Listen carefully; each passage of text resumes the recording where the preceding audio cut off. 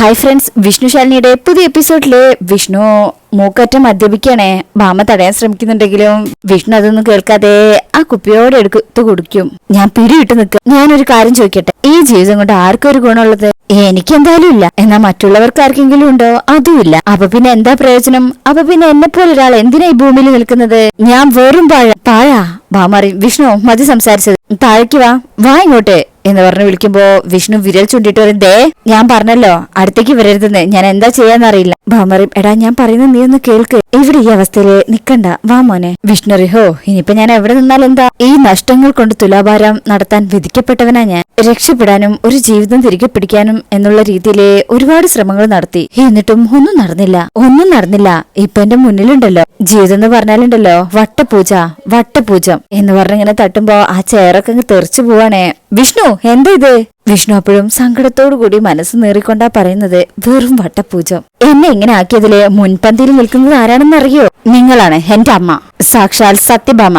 ഭാമറിയും, വിഷ്ണു നീ സംസാരിക്കുന്നത് മദ്യത്തിന്റെ പുറത്താ. എടാ ഇല്ലെങ്കിൽ നീ അമ്മയോട് ഇങ്ങനൊന്നും പറയ പോലും ഇല്ല. വിഷ്ണു അറിയാം, അത് തന്നെ ഇപ്പൊ കാര്യം. അതറിയില്ലേ, ഇവിടെ ഇപ്പോ നിങ്ങളോട് 2 വാക്ക് സംസാരിക്കാൻ വേണ്ടിയിട്ടാ ഈ മദ്യത്തിന്റെ ലഹരി ഞാൻ വിലക്കെടുത്തത്. അതറിയോ? പിന്നെ നിങ്ങൾക്ക് സങ്കടമായിട്ടുണ്ടെങ്കിലും ഇല്ലെങ്കിലും ഞാനൊരു കാര്യം പറയാം. നിങ്ങളുടെ മകനായിട്ടുണ്ടല്ലോ ഈ വയറ്റിൽ പിറക്കേണ്ടി വന്നതില് എനിക്ക് നാണക്കേട് തോന്നാ.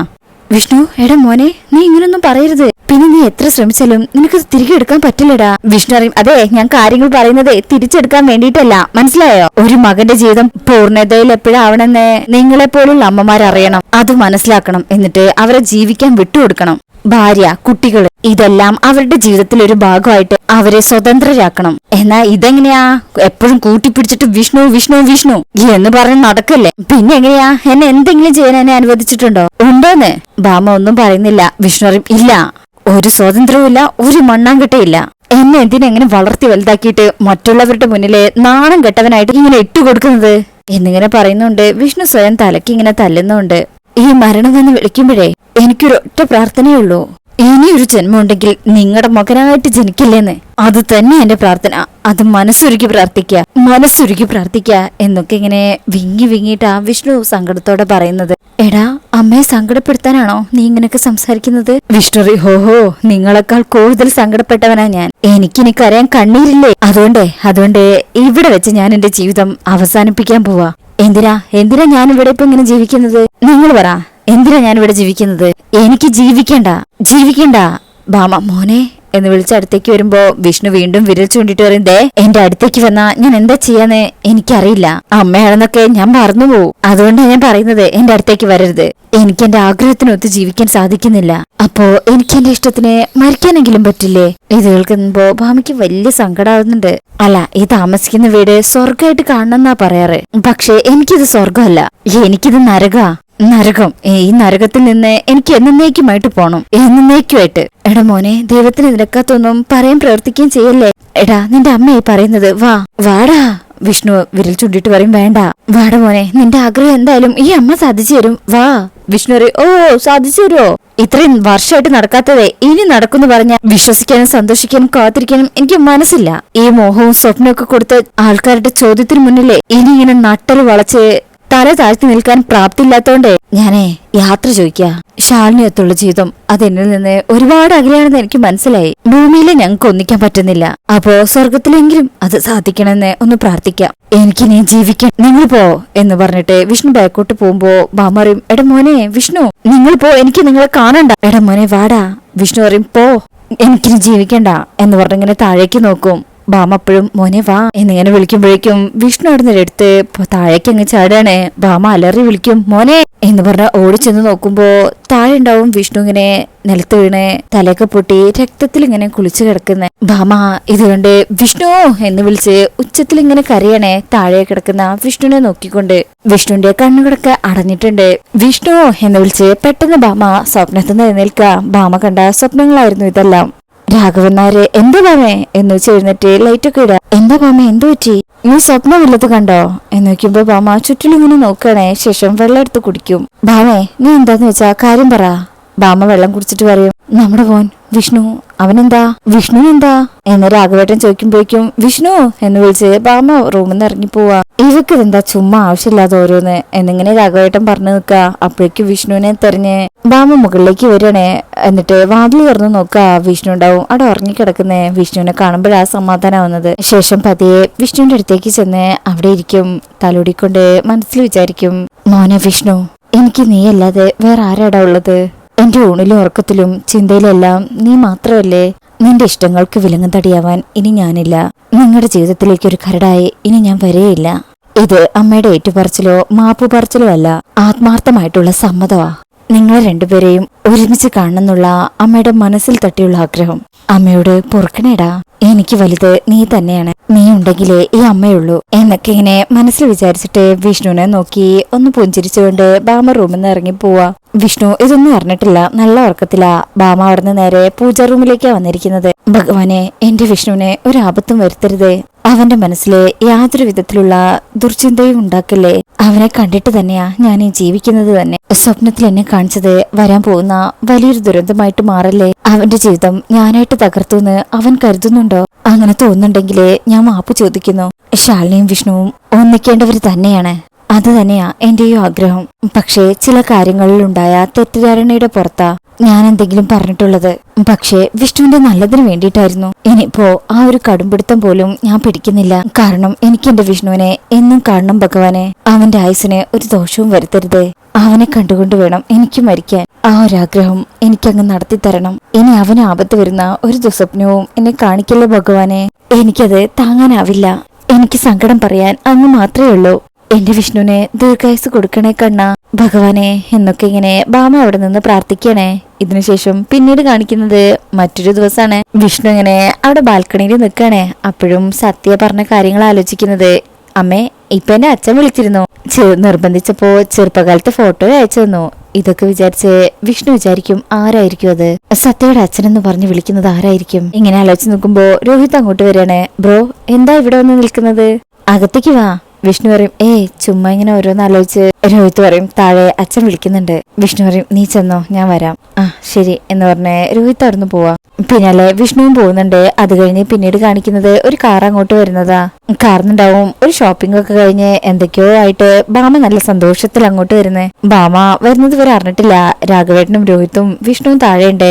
എടാ മോനെ, ഉള്ളിലൊരു അഗ്നിപർവ്വതം പൊട്ടുന്ന പോലെ കൊണ്ടു നടന്നിട്ടുണ്ട് ഈ അച്ഛൻ. ഒടുവില് അതിനെല്ലാം സൊല്യൂഷൻ കണ്ടെത്തുന്നതും ഞാൻ തന്നെയാ മോനെ. അതുപോലെ അവനവന്റെ പ്രശ്നങ്ങൾ ചർച്ച ചെയ്ത് സൊല്യൂഷൻ കണ്ടെത്തേണ്ടതും അവനവൻ തന്നെയാണ്. അപ്പോഴായിരിക്കും ബാമ അങ്ങോട്ട് വരുന്നത്. ബാമയെ കാണുമ്പോ വിഷ്ണു രോഹിത്ത് എഴുന്നേൽക്കും. വിഷ്ണു എഴുന്നേറ്റ് അച്ഛന്റെ അടുത്തേക്ക് ഇരിക്കും.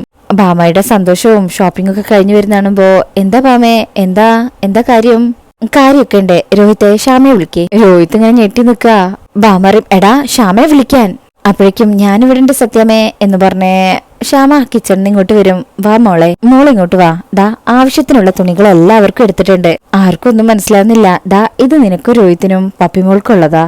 പിന്നെ ഇത് രാഘവേട്ടന് എന്ന് പറഞ്ഞേ രാഘവേട്ടന് കൊടുക്കുമ്പോ എനിക്കോ എന്ന് പറഞ്ഞ നല്ല സന്തോഷത്തിൽ വാങ്ങിക്കും. വിഷ്ണു, ദാ ഇത് നിനക്ക് എന്ന് പറഞ്ഞു കൊടുക്കുമ്പോ താല്പര്യം ഇല്ലെങ്കിലും വിഷ്ണു അത് വാങ്ങിക്കും. പൊന്നി, ദാ ഇത് നിനക്കും പിള്ളയ്ക്കും എന്ന് പറഞ്ഞ് പൊന്നിക്കും കൊടുക്കും.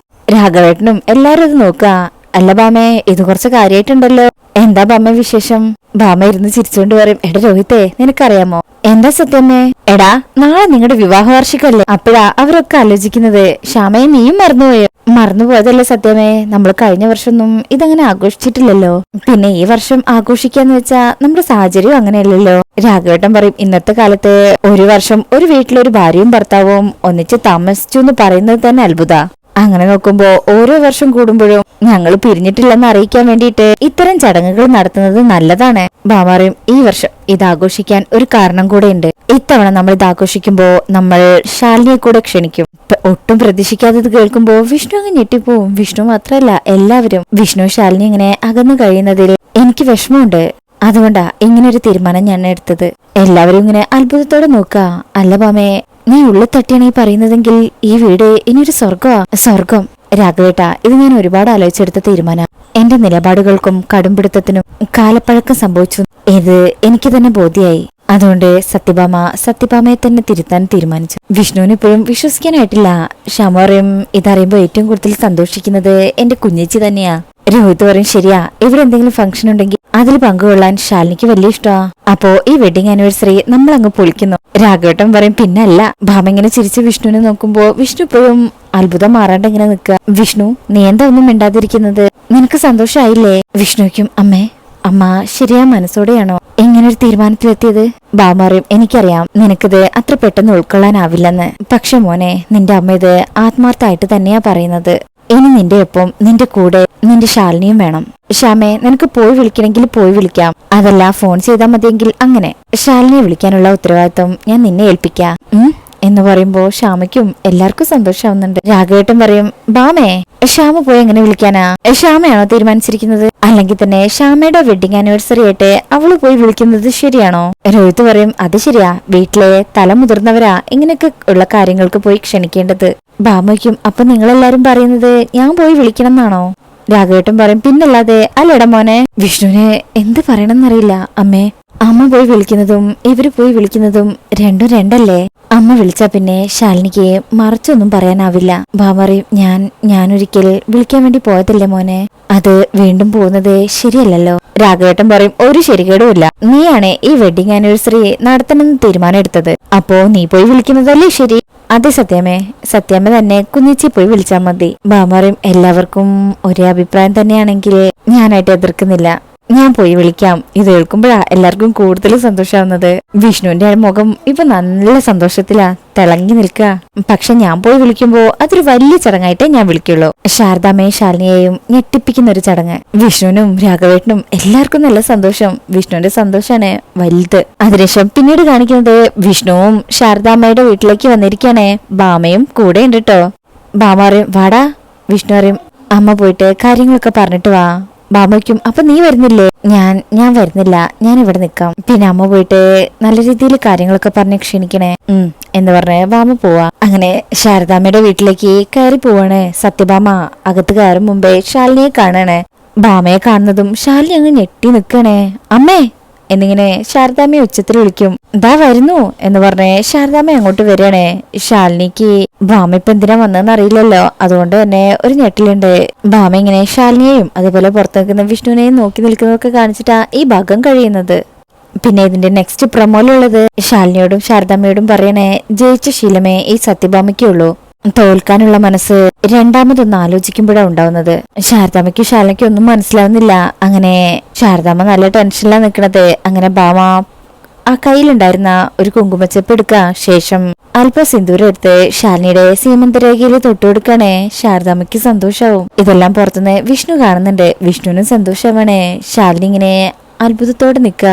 ഈ സമയം സത്യ ഇത് വന്ന് കാണും. ഭാമയെ കാണുമ്പോ ഇവരെന്തിനാ ഇവിടെ വന്നത് എന്നൊക്കെ ഇങ്ങനെ വിചാരിച്ചു നിൽക്കുന്നതൊക്കെയാണ് ഈ ഭാഗത്തുള്ളത്. എന്തായാലും ഭാമ ശാലിനിയെ സ്വീകരിച്ചിരിക്കുകയാണ്. അപ്പോ ഇനി വീട്ടിലേക്ക് കൊണ്ടുപോകുന്ന ഭാഗമൊക്കെ നമുക്ക് അടുത്ത ഭാഗത്ത് കാണാം. അപ്പോൾ ഇന്റർവ്യൂ ഇഷ്ടപ്പെട്ടിട്ടുണ്ടെങ്കിൽ ചാനൽ എല്ലാവരും ലൈക്ക് ചെയ്ത് സബ്സ്ക്രൈബ് ചെയ്ത് സപ്പോർട്ട് ചെയ്തേക്കണേ. താങ്ക്